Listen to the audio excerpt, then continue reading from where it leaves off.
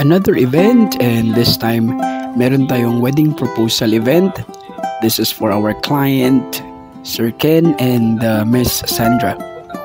So they booked us siguro mga 4 weeks in advance. We talked about the songs, yung mga line up, and then signed the contract, and of course the talent fee. As always, syempre maaga ako parating nakakarating sa venue. Napakainit ng araw na to. This is around 12 noon kasi yung setup ko and soundcheck is 1 PM. So mag-i-ingress pa kami. Dala-dala ko yung one-man band instrument ko. And ito yung lugar na to is kanilang private company ng ating client. Pagdating kailangan pipirma ka ng names mo kasi papasok ka sa building nila. At ito, dala-dala ko yung one-man band instruments ko to set up.